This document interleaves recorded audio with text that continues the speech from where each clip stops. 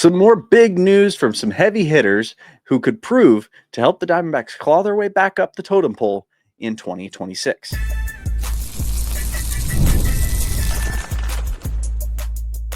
You are Locked On Diamondbacks, your daily Arizona Diamondbacks podcast, part of the Locked On Podcast Network, your team every day. What's up and welcome to the Locked On Diamondbacks podcast, the show where we talk nothing but the D-backs Monday through Friday. And thank you so much for making Locked On D-backs your first listen every day. I'm your host, Dayton Biggs. Today's episode is brought to you by FanDuel. Right now, new customers can bet just $5, and if your bet wins, you'll get $300 in bonus bets to use across the app. Download the app today.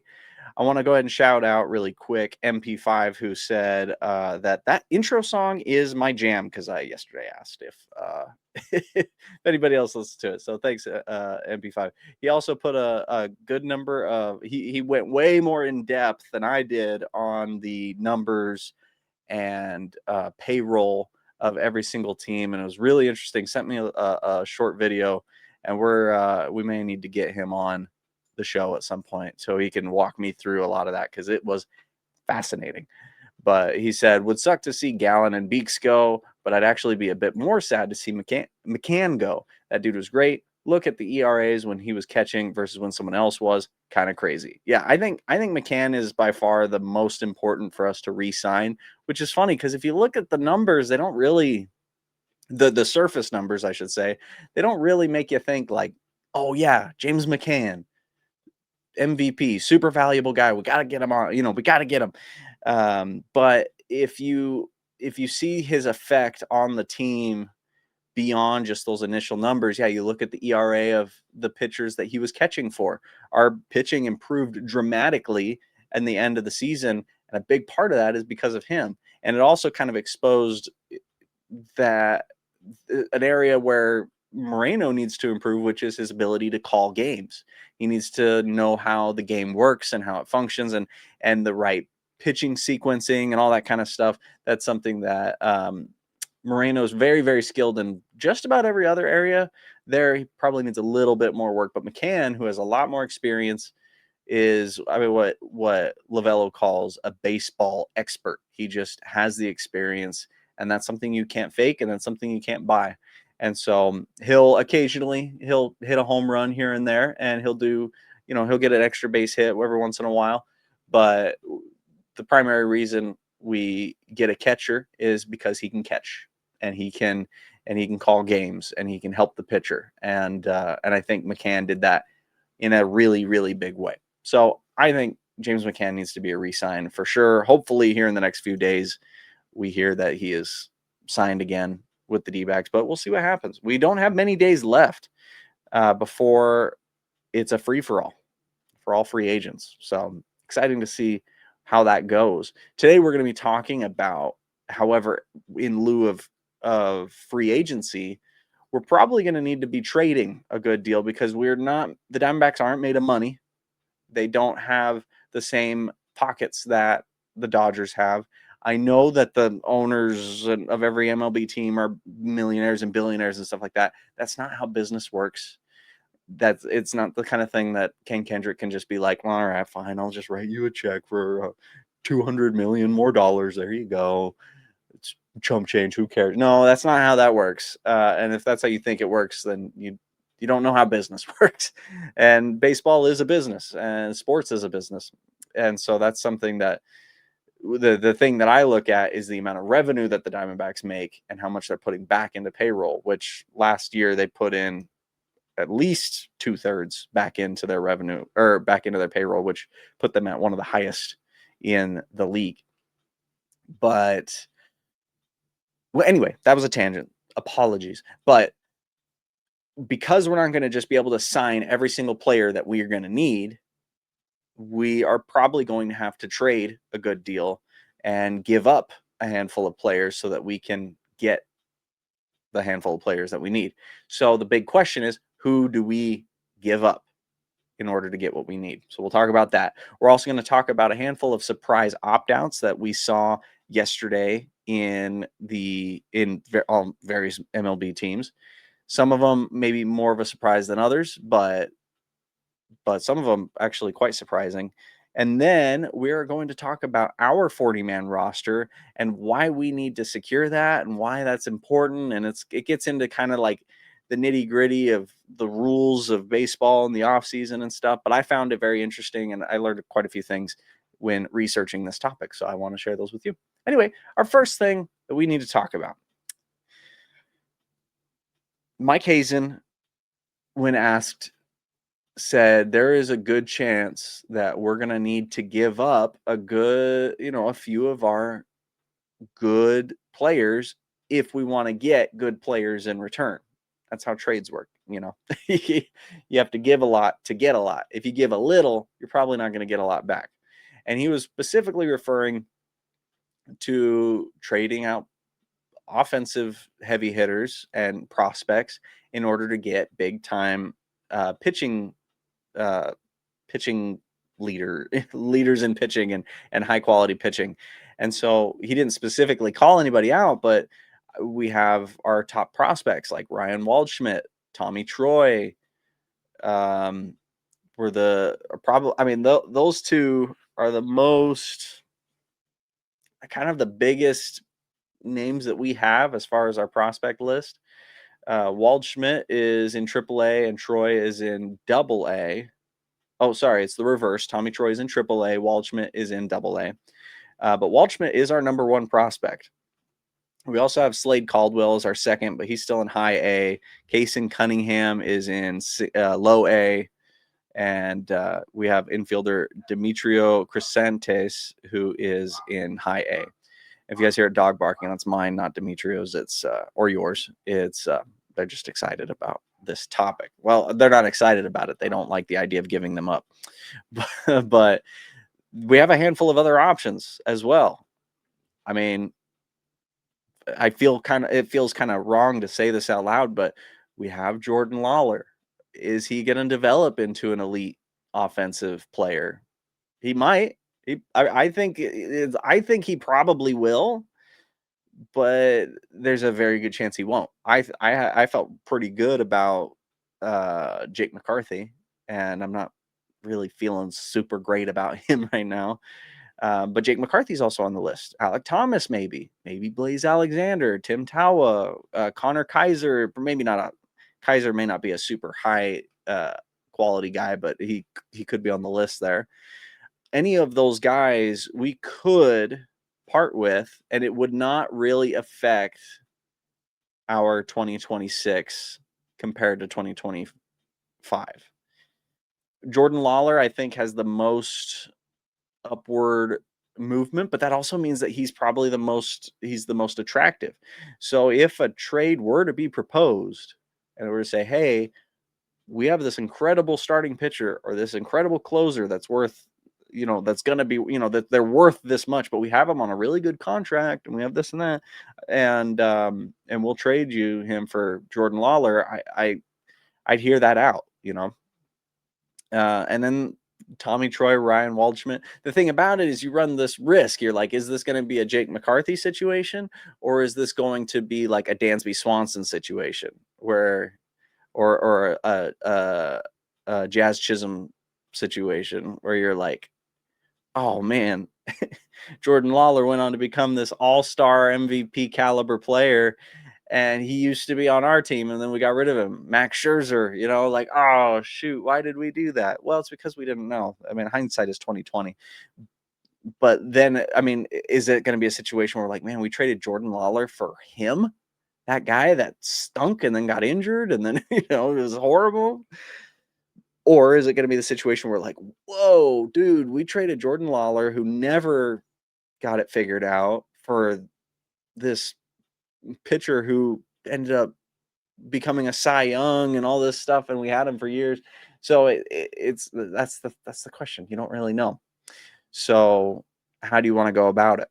I think, I'm honestly, I think that the Diamondbacks need to keep their offensive prospects and just sign people. I think they need to. I mean, this is kind of, I feel weird saying this, especially because I just talked about how money doesn't work this way. But yeah, I think the Diamondbacks shouldn't be afraid to hit the same number that they hit last year, or even go a little bit above that. it's a risky call and it's an investment, but I think it's kind of a weird move when you go, "Oh yeah, we're not going to spend as much on payroll this year." And it's like, "Oh, well, that's kind of a bummer." And it's kind of brings everything kind of down a bit. I don't know. That's just my thoughts. And but the game, I mean, we trade players all the time. And we trade for players and we get players and we lose players and we get prospects and we lose prospects and the game goes on. So I'm curious to see what happens. I honestly trust Hazen and Derek Hall and everybody else more than I trust myself to speculate. So let's see what happens. I would like to see, Jordan Lawler on the Diamondbacks next year. I'd like to see Troy and Waldschmidt here still. I like Blaze Alexander. I like Tim Tawa, but I could see if we could get something good for them in return, then I could see us getting something pretty decent, at least in the bullpen or something. So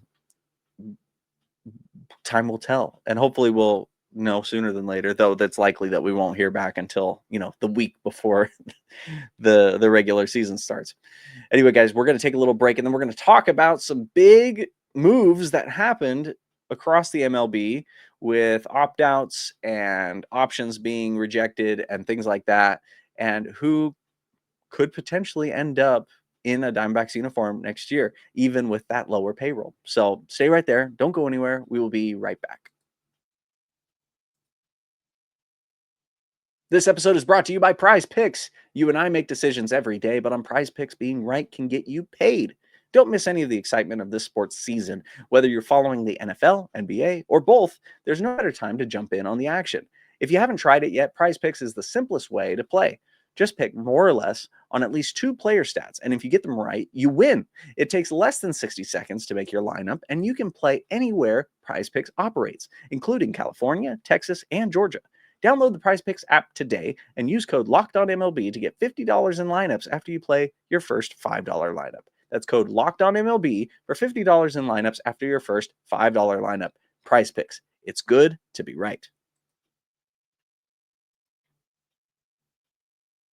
So a handful of people who opted out or were either opted out or they didn't pick up their player option. Some of these the team didn't pick up the team option, but now we have them here in front of us. So let's go ahead and take a look at some of these guys.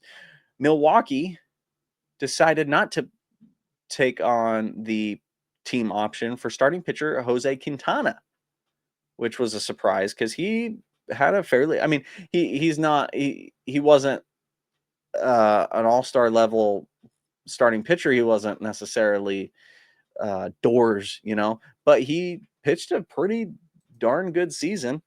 And that does kind of surprise me that they didn't pick him up for that. But the Brewers are, I mean, you want to talk about a frugal team when it comes to money.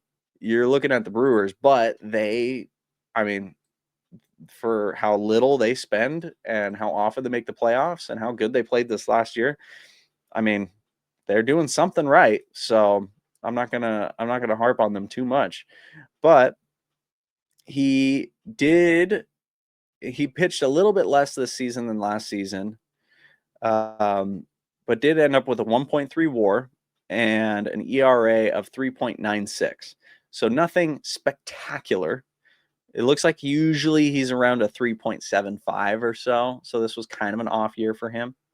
But again, it looks like he was dealing with injuries or something like that. But he had an 11-7 season. So not too bad. Not great, but not too bad. And he is a former All-Star. So I'd be curious to see if that's something that the Diamondbacks pick up. Could probably get a fairly good deal for him. And he'd be better than Nabil Krismat or Zach Allen in the first half of 2025, almost surely.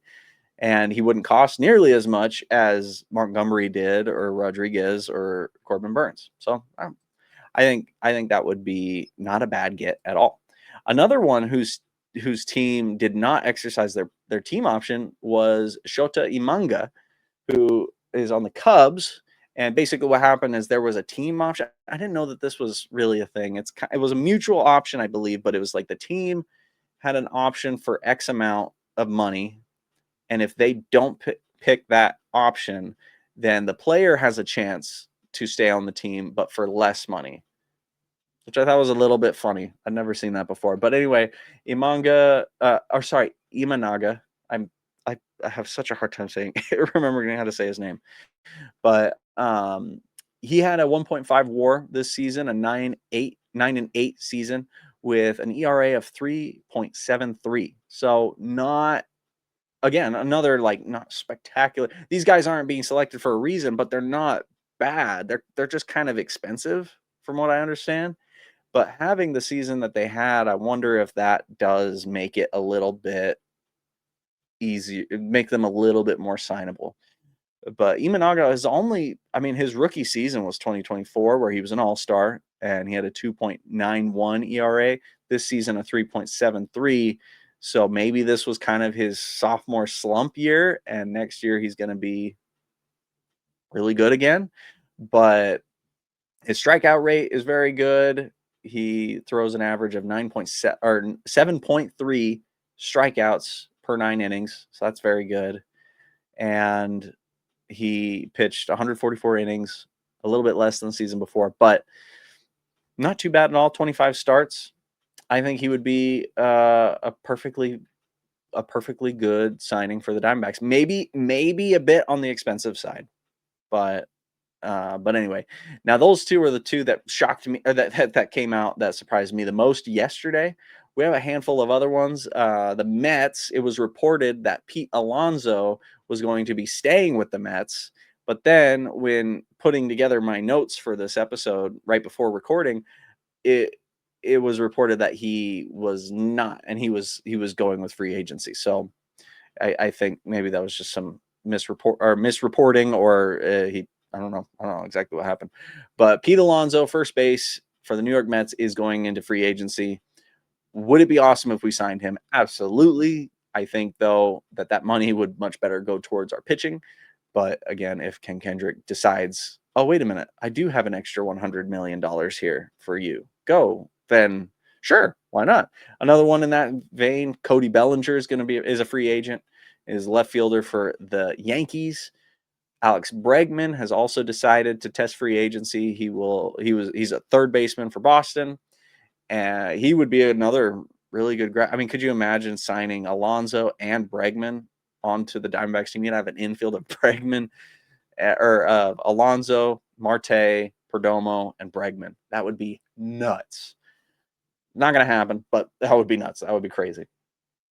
And then we've already talked about them before, but relief pitcher Edwin Diaz from the Mets and relief pitcher Robert Suarez from the Padres are both free agents as of 2 days ago.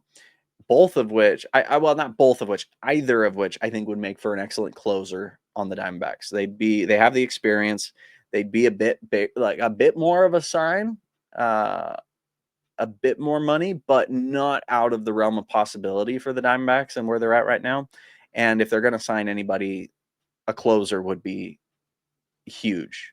So either one of them, I think, would make for a really good closer. And then finally, somebody that also did not get picked up for the team option, if I'm recalling correctly, is Randall Grichuk, is a free agent. He did not put up the numbers that they were hoping he would put up, and have declined that option. So he is a free agent. I wouldn't be upset to see Grichuk back on the Diamondbacks. He would probably do better in 2026 on the Diamondbacks than he would on the Royals or whatever. But that would be an interesting signing. I wouldn't be. That's not a totally out of the realm of possibility signing, but that would be very interesting, and I think would be, honestly, give a little bit more depth to the outfield, especially if we were to trade away a Jordan Lawler or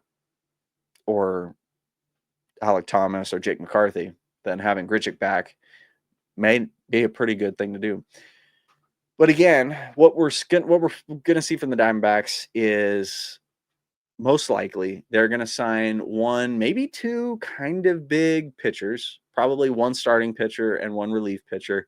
And then they may trade for another starting pitcher.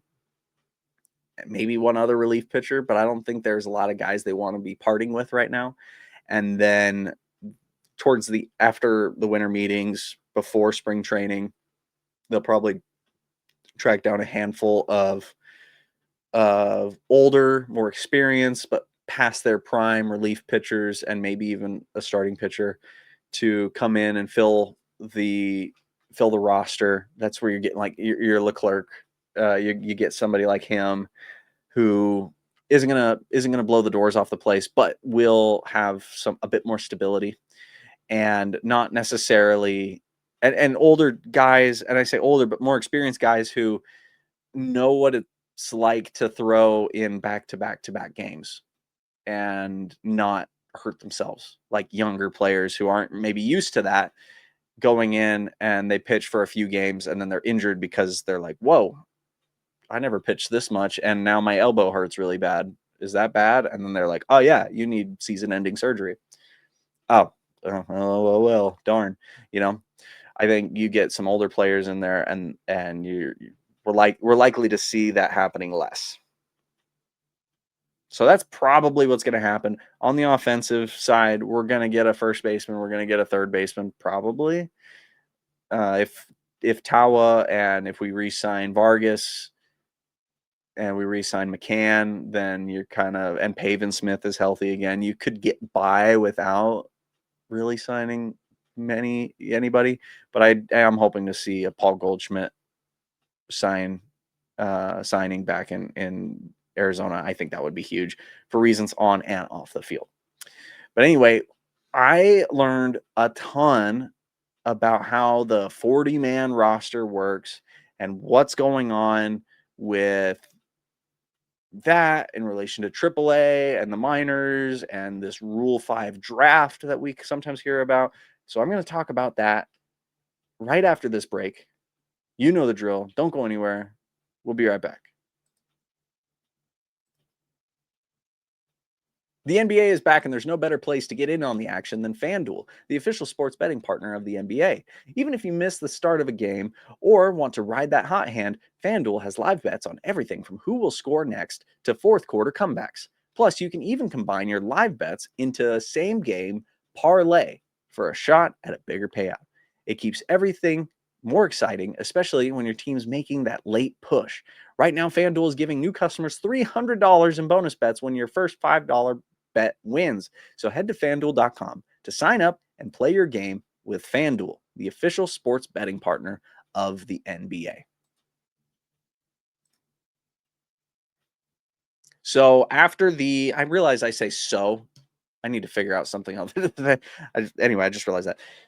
After every ad break, I go, so this, and this. We should just have a t-shirt that just says, so Diamondbacks. Anyway, that'd be a dumb t-shirt. Don't do that. But if you do, cut me a check when you sell out.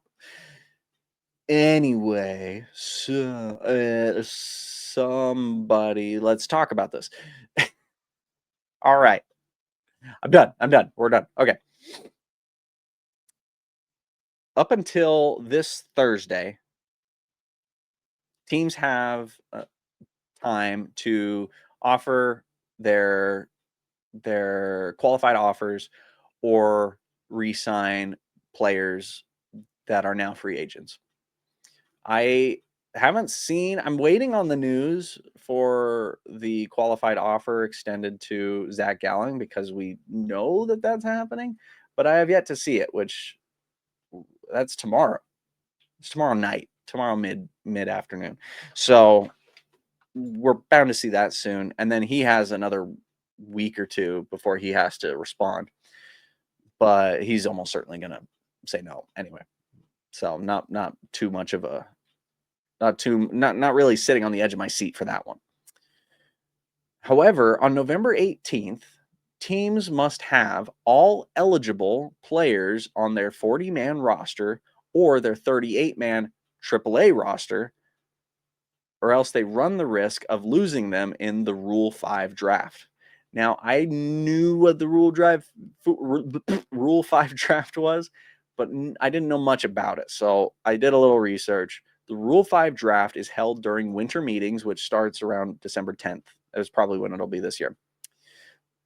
And basically what that means is that if you are a team that doesn't have your 40-man roster completely filled in, you can pick from any team you can pick any player from any team that isn't on a 40-man roster. And then there's a minor league, or there's a AAA Rule 5 draft where the same thing happens, but with minor league players. And I knew that this was a thing, but I wasn't sure if it was like common. So I hadn't really heard of this happening very often.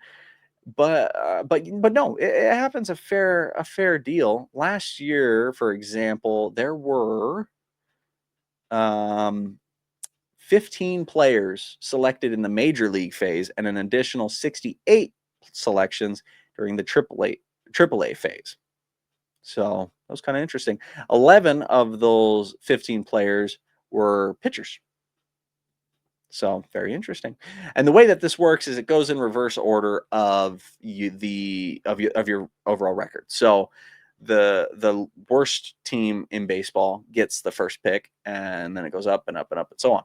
And then if they do pick a player from your team, so if the Rockies pick a player from the Brewers, then they have to pay a $100,000 fee to the Brewers. Chump change, right? Then, though, there's more rules. Then that player needs to stay on the 26-man active roster all season for the entirety of the upcoming season. Basically, if you're picking this guy from the team, he has to play. Like, you're picking this guy because you want him for your team, which I thought was interesting. I didn't know that part. So that's the Rule 5 draft. And if you don't want your player to be picked by any other team, then you have to have them on your 40-man roster. Or if they're a minor league player, on your 38-man AAA roster, which was interesting. But also, this isn't like every single player on your entire, in your entire system. If they signed at age 19 or over, they have to have completed 4 seasons to be eligible for this roster. So if you just signed them, they're not going to get taken away. You just signed a first round draft pick, but they're not on you don't have to put them on your AAA roster in order for them not to get picked. They have to have played at least 4 complete seasons, or they have to have completed at least 4 seasons. And then if they signed at the age of 18 or under, then it's 5 seasons. So what a team will do is they'll look at all their players on all their teams and their whole, prospect list and everything like that. And they'll identify who is at risk, who meets these qualifications. And they have to make sure, okay, we want all these players. So these guys have to be on our 40-man or 38-man roster. And there you go. Which, if they were to not put like Corbin Burns on their 40-man roster, he's definitely eligible because he's played at least 4 or 5 seasons in the minors or majors. So obviously you would have him on there. But that's a weird example, but you understand. And then the other thing is only teams that don't have their full 40-man roster are allowed to make a selection, which I didn't know that part either, actually. That was very interesting. So this happens fairly often. It's not like crazy. I'm interested to report on this though and kind of see what happens and see if anything anything happens from that. But the Diamondbacks have made moves here. Notably, we got Joe Patterson from the Giants, who was a pitcher we got him in 2010, and he was actually a really big part of the 2011 team that won the division. And we also got Tyler Gilbert, who you may know as the guy who threw a no-hitter in his first major league start. So those guys we got in the Rule 5 draft. There are also a handful of players that we've lost in the Rule 5 draft. And I looked it up on Gemini and AI and stuff, and it gave me a list of people that we lost. And I recognize Seth Beer. So we lost him. He was a former first-round pick, and he was selected in the AAA phase. We lost him to the Pittsburgh Pirates. So that probably would have been good. But I also recognize Dan Ugla because he was a 3-time All-Star. And we lost him to the Florida Marlins. So I guess that was a big one. That was in 2005. That's why I wasn't thinking of him. But So there's some real consequence with this Rule 5 draft. So it's very interesting. As of the end of the season, but before the end of the World Series, we had 39 players on our 40-man roster. 3 of those players left in free agency: Gallen, Beeks, and McCann. Yesterday, we declined a club option for Elvin Rodriguez, who we had signed at the end of the season, but never did pitch for the Diamondbacks, but was on our 40-man roster. So he is also a free agent now. So we now have 4 free agents. Ildemar Vargas, it varies based on who I'm reading and who's reporting, but Vargas is technically, I believe, a free agent as well, but he hasn't elected free agency yet, and the Diamondbacks haven't elected to sign him or not to sign him yet. So I think the jury's still out on him, but we may, if I'm understanding it correctly, we'll know by the end of tomorrow night if Vargas is going to be a free agent or not. I think that's if any of you have any insight on that, you could educate me, because I'm not 100% sure on Vargas. I would like to see Vargas stay, though. I think he's a good utility guy and has been good for holding down everything. But then we have 9 players on the injured list who, during the season, we can put players on the injured list. They technically remain on the 40-man roster, but we can fill people in their place on the 40-man roster. So we can have more than 44 people on the 40-man roster if people are on the injured list. But before November 18th, we have to move them back to the 40-man roster, and because we have 9 people that we'd be moving, that would put us at 44 players, which means that we need to set aside or cut 4 more players. I don't really know exactly who that is, and how you would set them aside is you put them on waivers, or you would non-tender them or something like that, but then that leaves them open to being signed or drafted in the Rule 5 draft. So that doesn't mean it will happen. We could, if we were to put let me just look at a random person if we were to put Yilber Diaz, not to harp on him or anything, but if we were to put Yilber Diaz off of the 40-man roster, or Kyle Backus, or I'm trying to find somebody that I don't want to offend, because everybody on this list watches and listens to this. But yeah, if we were to put Gus Varland, if we were to non-tender him or put him out on waivers or something like that, it's not like every single team is like chanting like, we want Varland. So that doesn't guarantee that we would lose him. There's a fair chance that everything would happen and the draft would happen, and then we just go, okay, you didn't get picked up, all right, we'll just snag you back, sign you onto a minor league contract or a 1-year contract or something, which I believe is fairly common, amongst this kind of situation. So anyway, I think it's very interesting, and I'm very interested to see where this offseason is going to go, and I'm excited that you're here with me to experience it. I have been a lifelong Diamondbacks fan since the Diamondbacks have been a team, I guess. But I've been obsessed with the Diamondbacks since I was a little kid. I've followed them very, very closely, but I've never followed them this closely in an off season. And that's thanks to this podcast. That's thanks to you and you showing up and listening and having conversations with me in the comments. And I really, really appreciate that. I absolutely love hearing your thoughts. I have a lot of people right now who are Dodgers fans who are commenting on my Baseball is Broken video. And some of them are nice. Some of them are not so nice, as you might expect, but that's okay. We're not going to harp on Dodgers fans here. And what's up, kid? I'm editing a podcast right now. Can I come talk to you in a second? Okay, thanks. It was just a kid. Don't worry about it. I have kids. Don't worry about it. Anyway, you guys, thank you so much for listening. Follow on X and Instagram and TikTok at Locked On Diamondbacks. We're on YouTube and all of the places you get your podcasts. If you want to see more of me, you can find more of my YouTube channels and projects at slackshack.tv. My website helps support me and my kids that come in during the podcast. Thank you once again for making Locked On Diamondbacks your first listen every single day, and I will see you tomorrow.